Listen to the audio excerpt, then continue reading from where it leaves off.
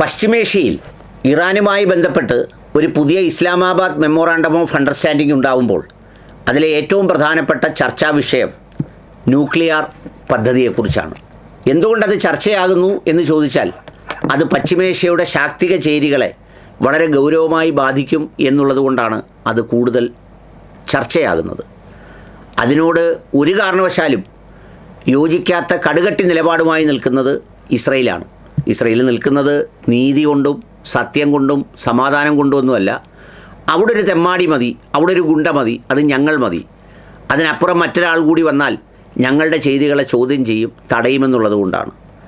അമേരിക്കയെ സംബന്ധിച്ചിടത്തോളം ഇസ്രയേലിൻ്റെ താല്പര്യങ്ങളെ സംരക്ഷിക്കുന്ന നിലപാട് എന്നതുകൊണ്ടാണ് അതിനെ പിന്തുണയ്ക്കുന്നതും. ബാക്കി പശ്ചിമേഷ്യൻ രാജ്യങ്ങൾക്കൊന്നും ഇറാൻ ആണവശക്തിയാകുന്നതിൽ വലിയ അഭിപ്രായ വ്യത്യാസമില്ല.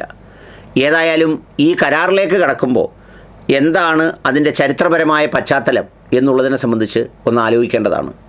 1950 ഷാ ഭരണകാലത്താണ് ഈ ഇറാൻ ന്യൂക്ലിയർ ബോംബ് ഉണ്ടാക്കുന്നതുമായി ബന്ധപ്പെട്ട യുറേനിയം എൻറിച്ച്മെൻറ്റും ആ ആക്ടിവിറ്റികളുമെല്ലാം ആരംഭിക്കുന്നത്. എന്നാണ് 1950. ആരുടെ സഹായത്തോടെയാണ് തുടങ്ങുന്നത്? സാക്ഷാൽ ഇപ്പോൾ കരാറുണ്ടാക്കാൻ നിൽക്കുന്ന അതേ അമേരിക്കയുടെ സഹായത്തോടെയാണ് ഷാ ആ പ്രവർത്തനങ്ങൾ നടത്തുന്നത്.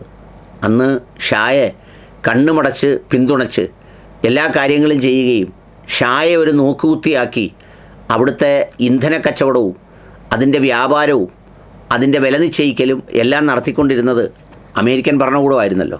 അപ്പോൾ അതുകൊണ്ട് അതിനുവേണ്ടി ഉള്ള ശ്രമങ്ങൾ എല്ലാ പിന്തുണയും അമേരിക്ക നൽകിയിരുന്നു.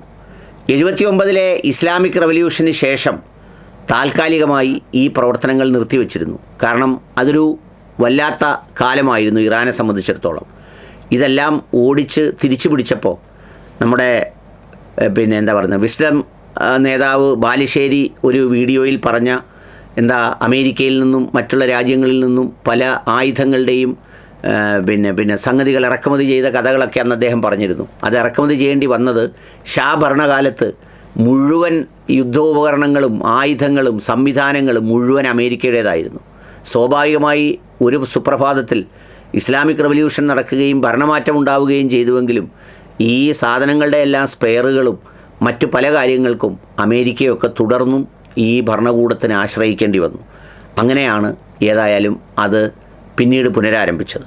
ഒബാമയുടെ കാലത്ത് 2015 joint comprehensive plan of action എന്ന പേരിൽ ഒരു ധാരണ ഈ പറയുന്ന ഇറാനുമായി അമേരിക്ക ഉണ്ടാക്കിയിരുന്നു.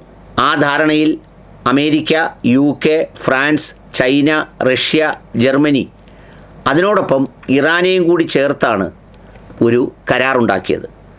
ആ കരാറിലൂടെ ആവശ്യപ്പെട്ടത് എന്താണെന്ന് ചോദിച്ചാൽ ഈ യുറേനിയം എൻറിച്ച്മെൻറ്റ് ഗണ്യമായി കുറയ്ക്കണം. യുറേനിയം എൻറിച്ച്മെൻറ്റ് ഗണ്യമായി കുറച്ച് സമ്പുഷ്ടീകരണം 3.67 ആക്കി പരിമിതപ്പെടുത്തി. എന്നിട്ട് അന്താരാഷ്ട്ര ആണവോർജ ഏജൻസിക്ക് ഇൻസ്പെക്ഷൻ നടത്താനുള്ള അനുവാദവും നൽകി. എന്ന് പറയുമ്പോൾ ഇറാനെ ഇത്തരമൊരു കരാറിലൂടെ ഒബാമ ചെയ്ത എന്താണെന്ന് ചോദിച്ചാൽ ഈ ഇറാനെ കൂടി ബാക്കിയുള്ള അണുവായുധങ്ങളുള്ള രാജ്യങ്ങളുടെ ഒരു പട്ടികയിൽപ്പെടുത്തി, നമ്മൾ പറയത്തില്ലേ ചില നല്ല കൂട്ടത്തിൽപ്പെടുത്തി ഡീസൻ്റ് ആക്കി എടുക്കുക എന്ന് പറയുന്ന ഒരു നയമാണ് സ്വീകരിച്ചത്. അതോടൊപ്പം അന്ന് ഈ അന്താരാഷ്ട്ര ആണവോർജ ഏജൻസിക്ക് എല്ലാ അർത്ഥത്തിലും വരാനും ഇതിൻ്റെ സുതാര്യത പരിശോധിക്കാനും ഇതിനെല്ലാമുള്ള അവസരങ്ങളും ഉണ്ടായിരുന്നു. എന്നാൽ 2018 ട്രംപ് വന്നപ്പോൾ ഏകപക്ഷീയമായി ഈ കരാർ റദ്ദാക്കി. അതോടുകൂടി ഇറാൻ എന്തു ചെയ്തു? ഇതിൻ്റെ സമ്പുഷ്ടീകരണം 3.86% നിന്ന് 60% വരെ ഇത് ഉയർത്തിക്കൊണ്ടുവന്നു. ആ ഉയർത്തിക്കൊണ്ടുവന്ന പ്രക്രിയക്കിടയിലാണ് ഈ 2025 ആദ്യം ഒരു ആക്രമണം നടക്കുന്നത്. ഇപ്പോൾ യഥാർത്ഥത്തിൽ നിലവിലുള്ള സ്റ്റോക്ക് ഡേറ്റ അനുസരിച്ച് 60% സമ്പുഷ്ടീകരിച്ച യുറേനിയം 440.9 കിലോഗ്രാം വരെയുണ്ട്. അത് ഏതാണ്ട് 60% എന്ന് പറയുമ്പോൾ ഇനി 10, 15, 20% കൂടി മുന്നോട്ട് സഞ്ചരിച്ചാൽ വളരെ ആയുധങ്ങൾ ഉണ്ടാക്കാൻ കഴിയുന്ന രീതിയിലാണ്. മൊത്തം സമ്പുഷ്ടീകരിച്ച യുറേനിയം കയ്യിലുണ്ടെന്ന് കണക്കാക്കപ്പെടുന്നത് 9,000 കിലോഗ്രാമാണ്. അമേരിക്കൻ ഏജൻസി പറയുന്നത് ഈ പറയുന്നത് പോലെ ഇപ്പോഴത്തെ ആക്രമണത്തിൻ്റെ സമയത്ത് അത് താൽക്കാലികമായി ഒന്ന് നിർത്തിവെച്ചിരിക്കുന്നതേ ഉള്ളൂ.